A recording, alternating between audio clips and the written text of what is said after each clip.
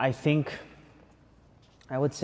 for a lot of us, even for me, I think the great danger of when we know how Jesus has talked to the Pharisees and Sadducees. We know that the ones who were supposed to be the closest to God, they were the ones that were the farthest.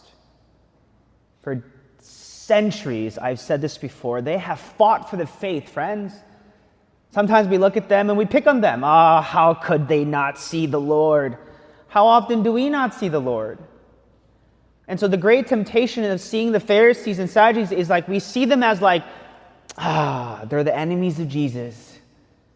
And we don't wait and look at the mirror and see ourselves in them, in their arrogance and their pride and their selfishness. And a lot of times when I read this gospel, I'll be honest, I missed a lot of times in the beginning when I would preach, I would say, okay, Jesus came to overthrow everything. But he came to renew. Not just destroy, but build and renew what God has given to the Israelites. You see, these laws were to protect the Israelites from falling into idol worship. An issue that we have today, by the way. And so in ancient times, these Pharisees and Sadducees were protecting the very thing that destroyed Israel over and over and over and over again.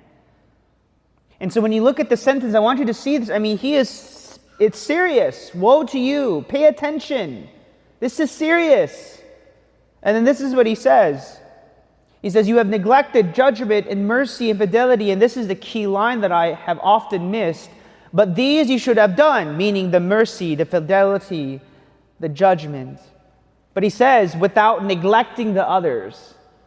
So it means then that Jesus isn't saying, I don't want you to do any of these laws that you were doing. He says, the laws are important, but I want you to look inward into the heart. Does that make sense?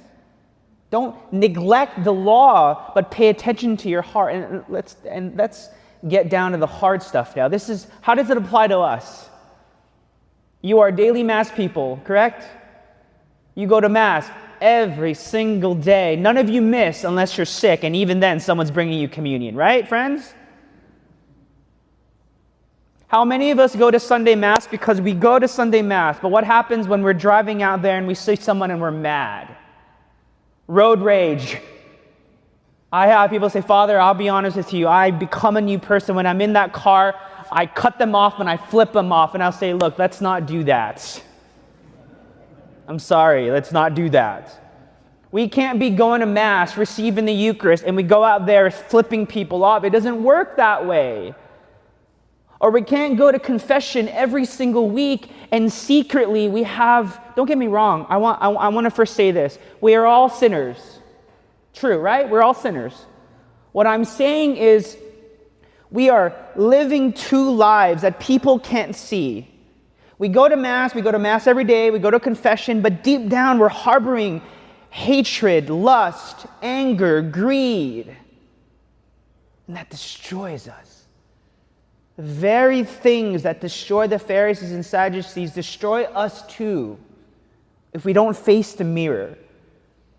There's some of us here, you know how the thing of loving your neighbor, do you guys realize that you yourselves are your neighbor too, meaning loving yourself? I didn't realize that. I spent most of my life as a priest hating myself. Now, I just got real with you guys. But when God says to love your neighbor, you have to love yourself. And we have to invest in that, friends.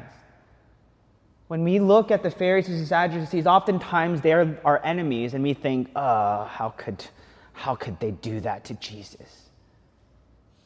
But I hate to tell you this, we do that every day to Jesus ourselves. My dear friends, the law is very important. We go to Mass, we go to confession, we go to church, we pray, we do all those things. But deep down, if we are not checking ourselves, if we are secretly doing things that we're not even trying, and we just want people to see that we go to Mass every week, but then deep down when no one's watching, we're living another life, that cannot be. Who people see you outside and who that is and who you are when no one's watching, that's who you have to be. We have to be the same person We can't be two-faced or secret or all that stuff. We can't. We have to be both. And so if you're someone who's struggling with something, be honest and be real rather than pretend. And so friends, our dearest Lord wants to bring us deeper every single day. And the way that we do that is to go to the Lord as ourselves, present to him our struggle, and watch what he can do with each and every one of you.